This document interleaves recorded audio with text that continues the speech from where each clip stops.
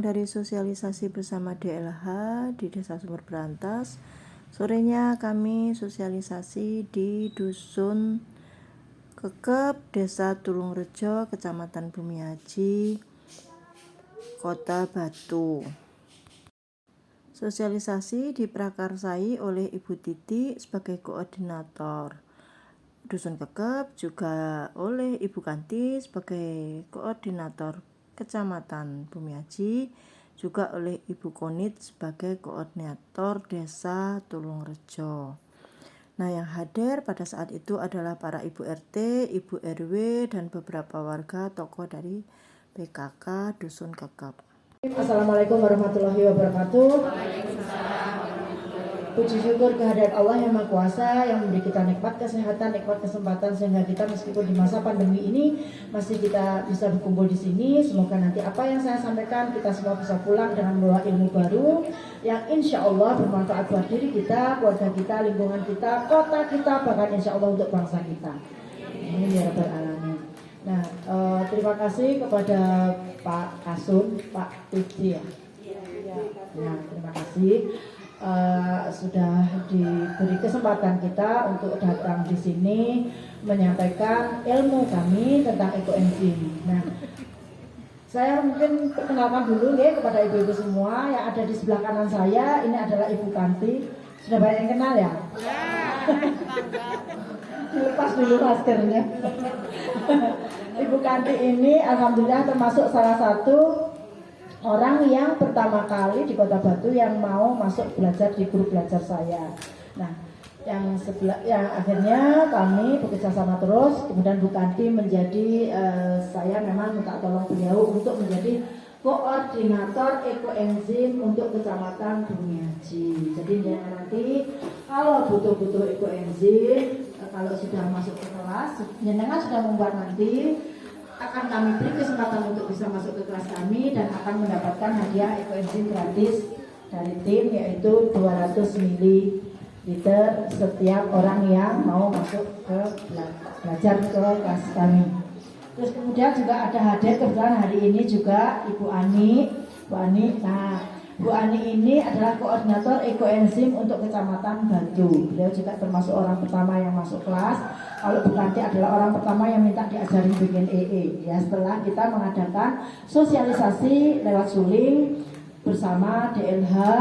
Nah, waktu itu ada 194 orang yang ada di grup WA, tapi hanya 5 atau 6 orang yang tanya-tanya, tapi hanya 2 yang mau masuk ke kelas gitu ya.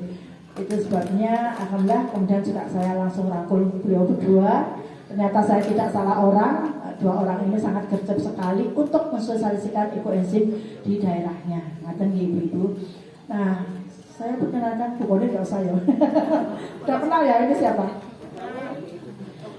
Terus terang begini ibu-ibu, salah satu dream saya itu adalah Dusun Panjenengan. Jadi waktu itu, oh ya, ini belum tahu nama saya ya? Nama saya Gung Endah, lengkapnya Gung Endah Tuti Rahayu. Biasa dipanggil Bu Gung, gitu ya. Jadi Gung itu nama saya sendiri, meskipun agak maskulin, untuk kecowok-cowokan, tapi itu nama saya sendiri, ya, bukan nama suami saya. Nah, saya tinggalnya di perumahan Puri Sahwira, Mojorejo, Batu. Jadi saya juga satu kota dengan jenengan. Jadi kita saudara sekota, ngaten nggih? Kita saudara sekota. Nah, sebetulnya ekoenzim ini sudah mulai rame di Kota Batu itu bulan November. 15 November itu kita sudah roadshow di 3 kecamatan bersama bank sampah di seluruh Kota Batu dari 3 kecamatan. Nah, alhamdulillah dari sana kemudian berkembang grup Batu. Nah, sebetulnya kalau saya mengawali ekoenzim ini bukan di Kota Batu. Maksudnya gini, sebetulnya awal-awal saya juga begitu tahu ekoenzim setahun lebih yang lalu. Tanggal 21 Januari saya ketemu dengan ekoenzim tahun 2020. Itu saya langsung bergeraknya di Kota Bandung dan Jakarta karena orang Batu belum ada yang mau, orang Malang belum ada yang bikin ekoenzim. Nah, kita berkembang lewat grup WA gitu ya. Saya juga mengajar pertama kali grup WA itu teman-teman dari Bandung dan dari Jakarta. Kemudian saya diminta untuk mengajar di Surabaya, akhirnya saya mengajar ke Surabaya. Surabaya penuh, akhirnya kita mendirikan grup Malang. Grup Malang penuh, akhirnya kita mendirikan grup Batu gitu ya. Meskipun grup batu termasuk salah satu yang rodok-rodok terakhir tahu tentang ekoenzim, tetapi saya bangga sekali bahwa grup batu ini yang paling gercep dari semua kota yang saya bina. Tepuk tangan dong buat kota Batu. Saya pegang lebih dari 25 grup WA, ya antara lain Malang itu 2, Surabaya 2, Batu 3 grup maksud saya, terus kemudian ada Jogja, Sidoarjo, Jember, Purworejo, NTT itu semua kabupaten saya mengajar di sana termasuk Timur Leste, Bandung dan Jakarta.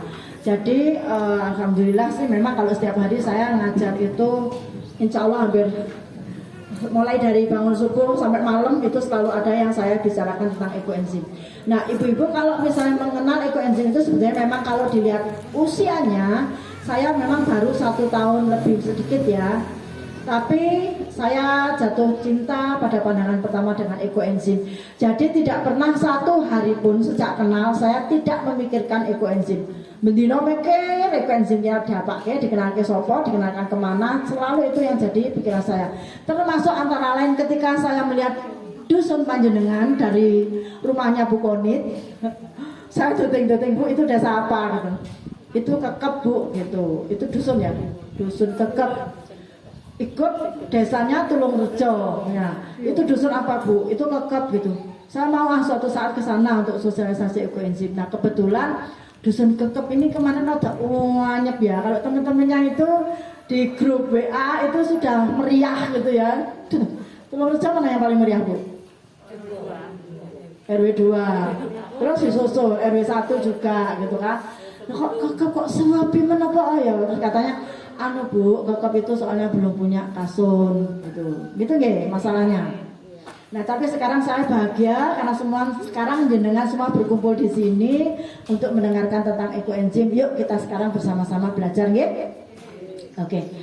Ekoenzim itu apa? Saya langsung mulai nggih. Ekoenzim itu adalah satu teknologi terbaru pengolahan sampah organik.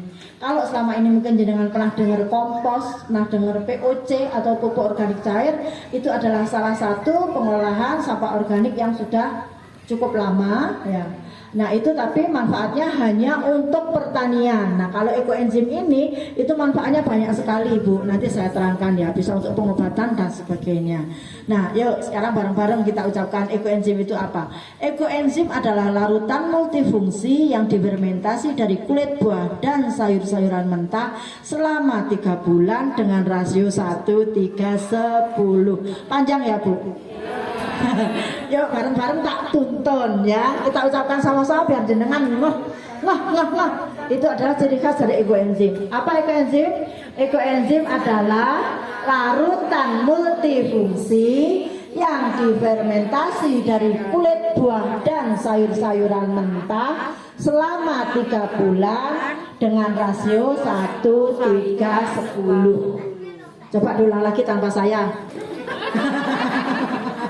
Ayo bareng-bareng bisa pasti. Yuk ibu-ibu yuk dibantu sama ibu-ibu yang di depan.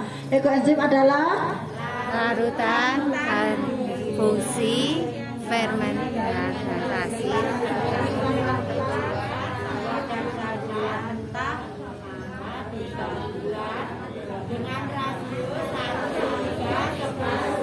kurang kompak, diulang sekali lagi. Ayo tak hitungi 1, 2, 3. Ya.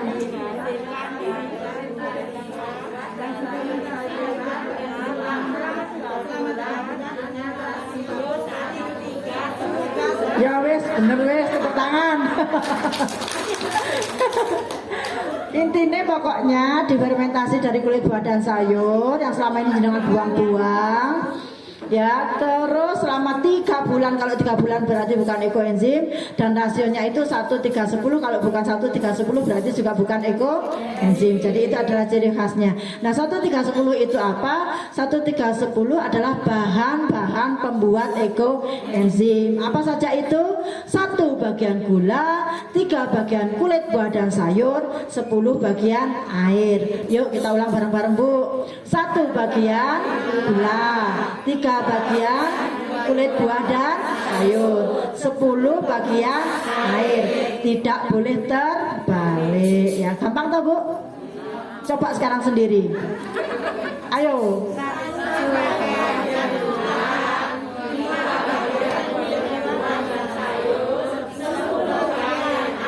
Pintar, tepuk tangan.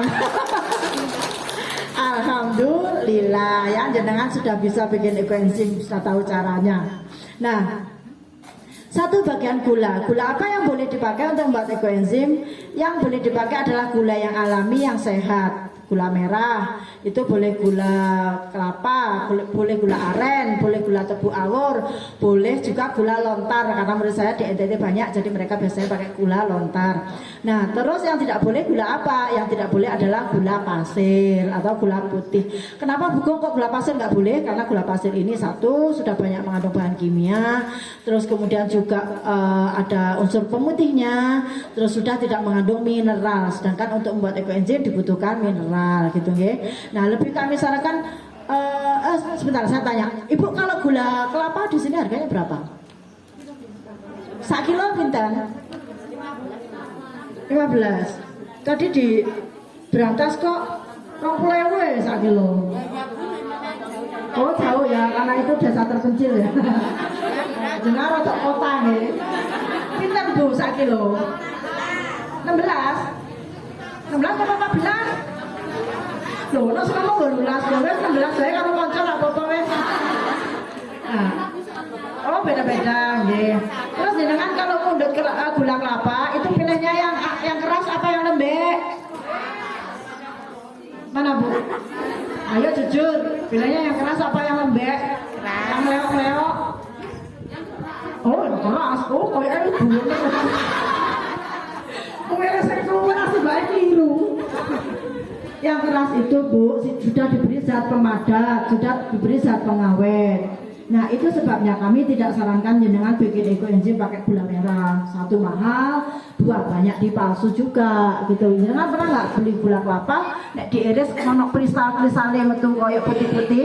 Nah, itu dicampur dengan gula pasir ben legi ya. Sebetulnya legene yang sedikit gitu apa nira dari kelapanya itu cuma sedikit. Nah, itu dicampuri gula pasir, jadi juga tidak sehat. Jadi kami lebih sarankan panjenengan semua nanti kalau membuat ekoenzim kita ada sebut namanya molase.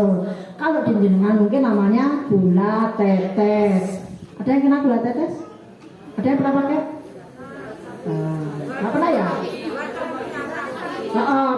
Betul ya, itu kita pakai itu Bu. Itu kan murah. Kalau saya beli di Malang di dekat Cengkaling sana itu satu jerigen isi 5 liter saya belinya 40.000, itu lebih dari 5 kilo.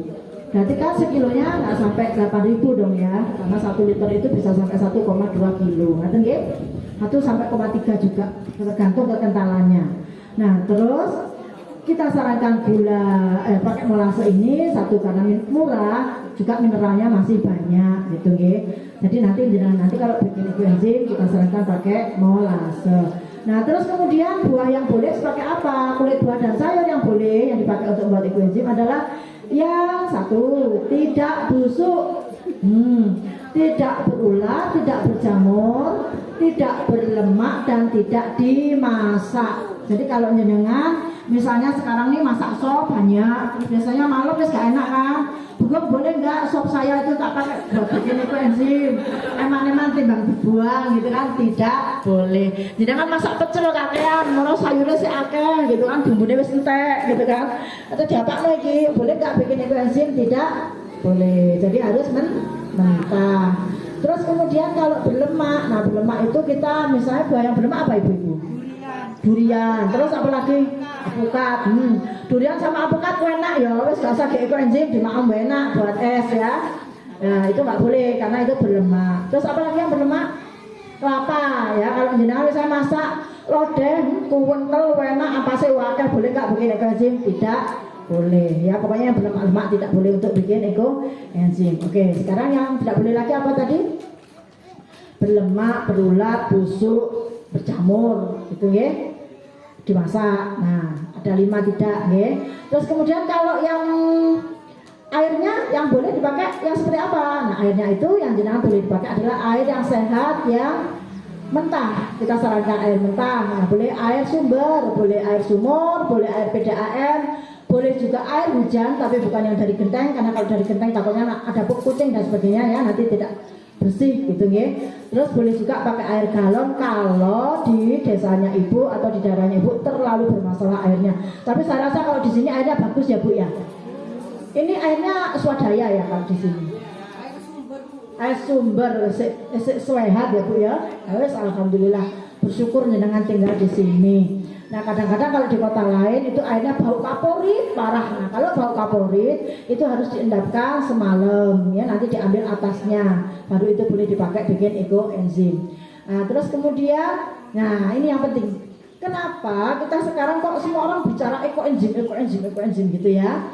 Karena ada masalah penting di dunia ini yang perlu kita sadari bersama ya.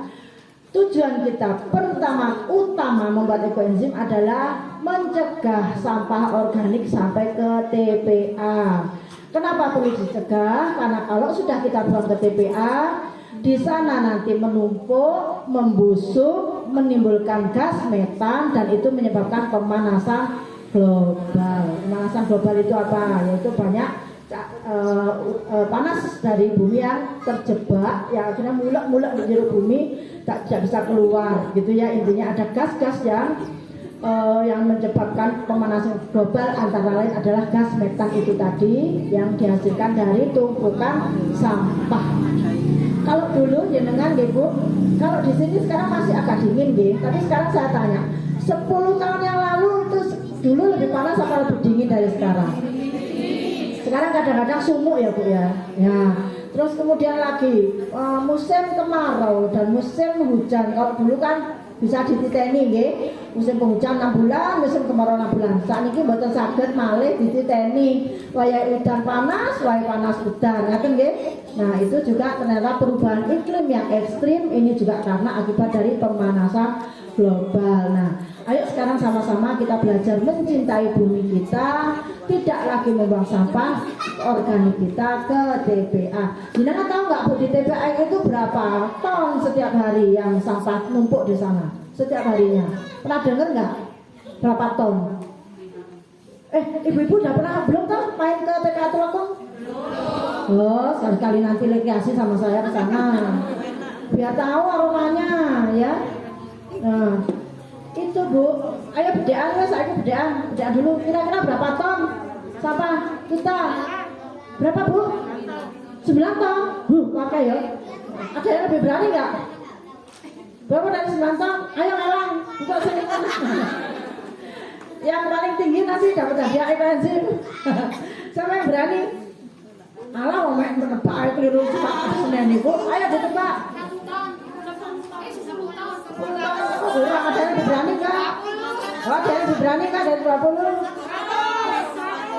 100? Oh ya, tepuk tangan banyak 100. Dulu itu kita dikasih tahu bahwa sampah organik itu 95 ton per hari. Tapi kalau musim weekend itu bisa sampai 120 sampai 125 ton per hari. Aku gak nangis telkung. Ya, jenengan sih nggak pernah ke sana, jadi nggak tahu.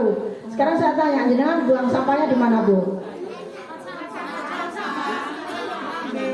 Oh, senangnya diambil. Seminggu berapa kali? Bayar berapa? Sebulan 10.000, murah ya. 10.000 masalah kita sudah selesai. Selesai nggak sebetulnya? Nggak selesai Bu, memang selesai di rumah jenengan, tapi kuning pindah, ya kan? Dari rumah jenengan pindah ke TPA. Itu sebabnya saya sebut itu adalah bagian dari dosa kecil kita. Kenapa dosa tadi Bu? Karena dari sampah yang jenengan buang menyebabkan pemanasan global. Bumi semakin sakit. Sekarang kayak ada penyakit corona, barangbian gak ono. Sekarang corona mau nggak suruh pergi?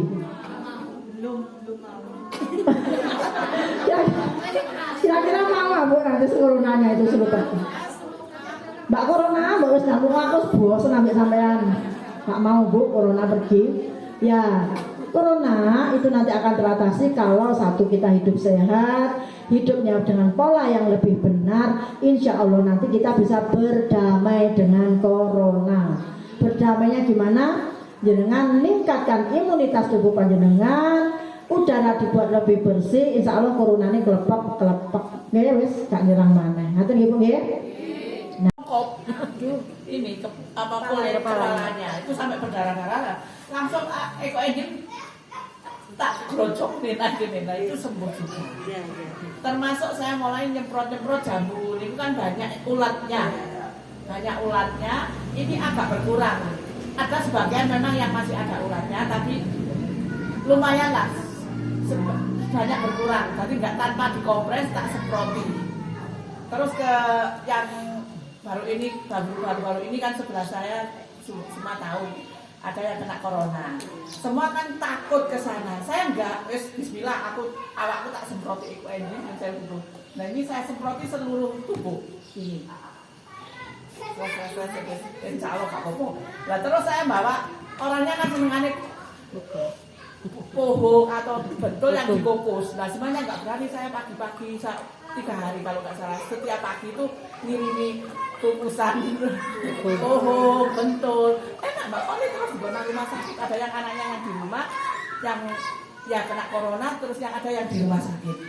Terus dikirim itu kok enak mbak. Oh ini takut merasa imunnya meningkat karena untuk perhatian. Terus juga saya kasih ini yang spray yang sudah campuran juga yang murni. Jadi alhamdulillah kok ya sembuh. Terus saya nggak apa-apa. Saya juga nggak takut kalau nggak ketularan lah istilahnya. Imunnya saya meningkat. Terus ketika kalau ibu berkegiatan itu punya keyakinan bahwa imun kita meningkat karena senang. Itu termasuk juga sudah menghematan. Kayak seperti ini loh, aku senang mengerjakan kemana-mana. Kadang-kadang orang sing kurang pegawaian nek Mbak Koni iki. Mosok seminggu itu loh gak ono di omahe rusuh kabeh. Seperti itu ada. Nah, dengan adanya itu ternyata imun kita meningkat karena kita istilahnya kalau di psikologi itu meningkatkan hormon kebahagiaan istilahnya. Apalagi yang sudah menopause itu kita nggak bisa produksi hormon estrogen, lah bisanya hormon kebahagiaan. Makanya itu untuk yang menopause, jadi termasuk ini misalkan hubungan suami istri masih bisa terjadi karena kita punya hormon itu yang nggak masih happy. Ini sudah lewati ibu. Apa-apa? Termasuk misalkan dari ekoendim ini bisa untuk seperti itu, untuk keputihan dan sebagainya. Oh iya betul. Terima kasih, sudah banyak sekali tapi nanti terlalu marah. Nanti gak apa-apa, ambil tengok-tengok deh. Om aku iso cerita. Matur nuwun.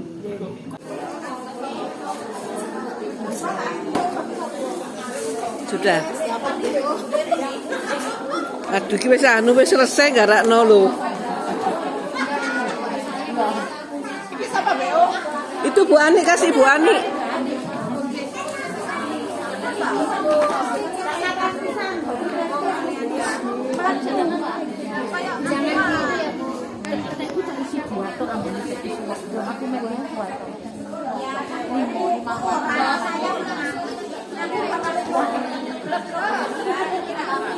Jangan